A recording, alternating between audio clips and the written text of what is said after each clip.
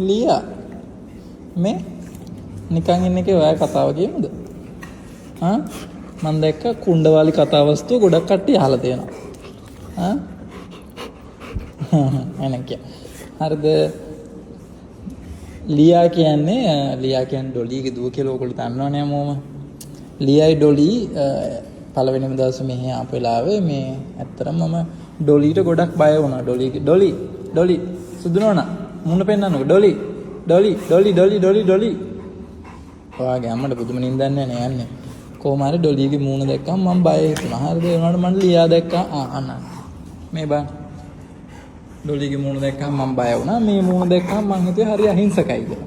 ඉතින් මං ඉස්සෙල්ලාම ඩොලි ගාවින් ටිකක් ඈතින් ගිහිල්ලා මං ලියා ළඟට ගිහලා අනේ මෙයා නම් හරි ෂෝක් කියලා මං ඉතින් මූණ අත ගෑවා. ඒ වෙලාවේ ඩොලි ලියා එක්ක තව සෝසේ කියලා ෂිට්සු කෙනෙකුත් ආවා. එයාට පස්සේ කරදරයක් කළා.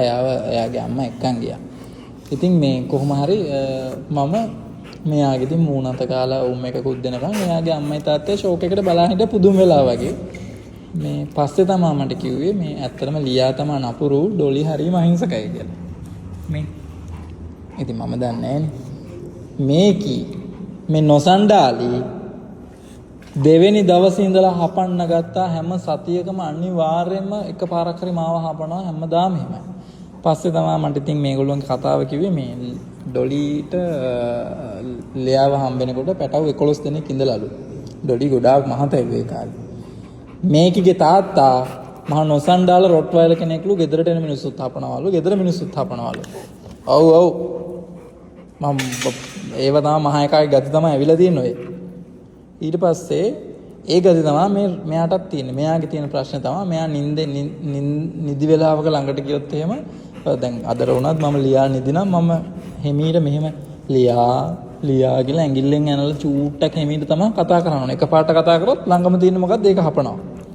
එයා ළඟ මොන හරි සෙල්ලම් බඩුවක් තියෙනවා නම් ඒත් හපනවා. පිට කෙනෙක් ආවොත් ඒත් හපනවා. අදටත් එයාගේ තාත්තගේ ගති තමයි එයාට තියෙන්නේ. ඔව් ඒ වුණාට ඉතින් මාස 6ක් විතර යනකොට කොහොම හරි කරලා දැන් මාව ඒ තරම් හපන්නේ නැහැ. ඒ තරම් කියන්නේ දැන් ඇත්තටම ඉතින් හපන්නේ නැති තරම්ම වෙලා තියෙනවා. අවසානට මාව හැපුවේ දැනට මාස 3කට විතර කලින්. වෙනද එහෙම නේ. වෙනද සතියෙන් සතියට මගේ ඇඟේ මෙයා හපපු නැති එකම එක තැනයි තියෙන්නේ. ඒකත් ඔන්න මෙන්න මිස්සුනේ මට එක දවසක් දැනුණා හැපුවා ඒ කියන්නේ ළඟින් ගියා කියලා. ඒක හැපුවා නම් ලියා අද මට බොන්කිත් නැහැ.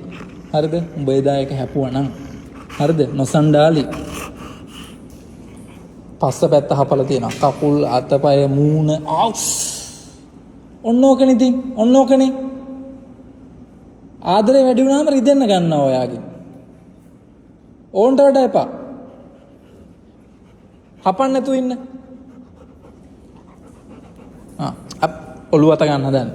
කොහොම හරි ඉතින් අවසානට මේ යක්ෂ නොසන්ඩාල කෙල්ලත් දැන් ඉතින් මට ආදරේ නේද හපන්නේ මගේ ශංකටේ ඔයා. කොහොම හරි ඉතින් අර තාම එයාගේ තාත්තගෙන් ආපු ජාන තියෙනව පොඩ්ඩ හිටි ගම මතක් වෙලා හපනවා. නමුත් 99.9%ක්ම දැන් ලියා හරි හොඳයි.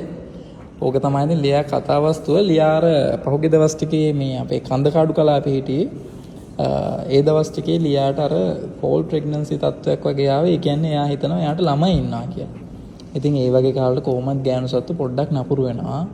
ඒක නිසා තමයි අපි ආව උඩ තට්ටුවේ තිබ්බේ. නමුත් එයා හරි හොඳයි දැන් නේද ශංකට්? නේද? එයා හරි හොඳයි නේද දැන්? දැන් ඔයා කතාවනේ කිව්වේ දැන් ඔයාම තමයි කතාව එන්ඩ් කරන්න ඕන. හොඳ ළමෙක් වගේ මට අත දෙන්න. අත දෙනා මිනිත් ගෑණියේ අත දෙන්න දන්නේ නැහැ. මෙයාට මුකුත් තේරෙන්නේ නැහැ. හැබැයි කෑම එක දෙද්දි වාඩි වෙන්න දැන් තේරෙනවා. ඒකත් ඉතින් මම තමයි පුරුදු කරේ. දැන් මම කියනකම් කෑම එක කන්නේ නැහැ. මෙයාගේ කටේ තියෙන දෙයක් වුණත් මට ගන්න පුළුවන්. මම බෙහෙත් පෙව්වත් උගුරට දාලා පොවන්න පුළුවන් ගන්නට දැන් ඉන්නවා. ගෙදරදී ඒ සෙල්ලම් බෑ නේද? ගෙදරදී ඒ සෙල්ලම් බෑ. මෙයාගේ අක්කවත් මෙයා හපලා තියෙනවා සෑහෙන්න. ඉස්සර මෙයා එයාගේ අම්මට බයයි. හැබැයි ලොකු වෙනකොට පස්සෙන් පහුවට එපා අම්මෝ ওই පැත්තට නම් කිට්ටු කරන්න එපා ලියා පස්සෙන් පස්ස වෙනකොට මෙයා ඩොලිවත් හපන්න ගත්තා. ඒ තරම් නපුරුණා මෙහෙ ඇවිල්ලා මුල් කාලෙදී. දැන් නම් නෑ අම්මටත් බයයි මටත් බයයි. වෙන අයට නම් බය නැහැ. නේද? අන්න අත දුන්නා. හරි හරි හරි. ඒක තමයි මට කරගන්න ඕනේ. ඔයා දැන් වීඩියෝ එක එන්ඩ් කරන්න ඕන. ඔයා හොඳ ළමයෙක් කියලා පෙන්නලා. බයි කියන්නේ දැන් වීඩියෝ එක ලස්සනට බයි කියන්නේ.